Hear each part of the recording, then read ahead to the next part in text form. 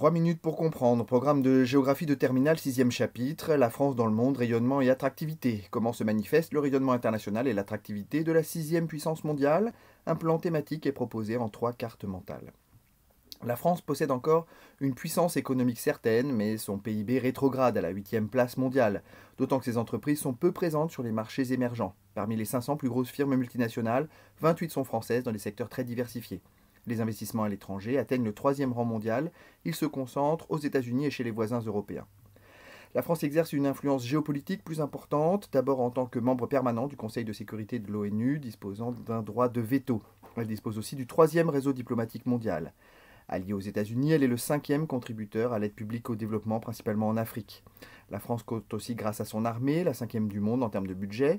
Elle peut opérer grâce à ses bases réparties sur l'ensemble des continents et sa flotte de guerre, qui inclut le porte-avions Charles de Gaulle et sa force de dissuasion nucléaire. La France déploie son armée dans des opérations extérieures en association avec l'OTAN, l'Union européenne et dans les casques bleus de l'ONU. Le rayonnement culturel de la France apparaît encore puissant mais menacé, faute de défense de la langue française, qui reste la 5e la plus parlée. 500 lycées français, plusieurs chaînes de télévision diffusent son utilisation. La France défend l'idée d'une exception culturelle et l'État subventionne la création, notamment cinématographique. Elle reste aussi un foyer de création artistique et littéraire. Les grands musées français ouvrent des succursales à l'étranger, comme le Louvre à Abu Dhabi. Le sport joue un rôle important, avec notamment la préparation des Jeux Olympiques en 2024. L'attractivité générale de la France s'avère majeure, grâce notamment du fait qu'il s'agit de la première destination touristique mondiale. Elle n'est cependant que le 3e pays pour les recettes issues du tourisme, preuve que cette activité peut être mieux rentabilisée. Les exportations représentent environ 30% de la production, elles sont surtout destinées aux pays d'Europe et le déficit de la balance commerciale révèle un certain manque de compétitivité. La France dépense environ 2% de son PIB pour la recherche et le développement, ce qui s'avère insuffisant. Le territoire reste attractif pour les entreprises étrangères.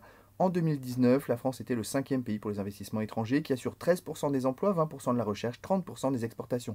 C'est pourquoi les collectivités locales cherchent à faciliter leur implantation. La France est aussi le 4e pays qui attire le plus d'étudiants au monde. Elle accueille des réfugiés en nombre croissant. Les étrangers représentent environ 11% de la population vivant en France. L'attractivité des différentes parties du territoire s'avère cependant inégale. Paris, ville globale, concentre les fonctions de commandement et concentre un quart de la richesse nationale. De fortes inégalités séparent cependant au sein de l'agglomération les espaces de puissance, comme la Défense avec ses buildings à l'américaine, et les quartiers sensibles, comme la Cité des 4000 à la Courneuve ou le Val-Fouret à Mantes-la-Jolie.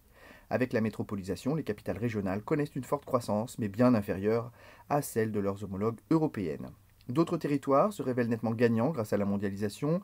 C'est le cas des territoires agricoles de qualité, comme les grands vignobles ou la Bretagne aux industries agroalimentaires.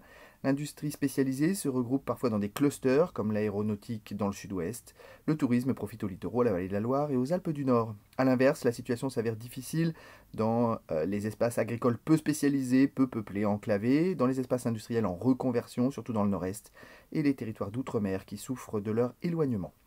Si cette vidéo vous a été utile, merci de vous abonner et de faire connaître 3 minutes pour comprendre. Grâce à vos likes, je pourrai mettre en ligne de nouveaux contenus plus rapidement. A bientôt.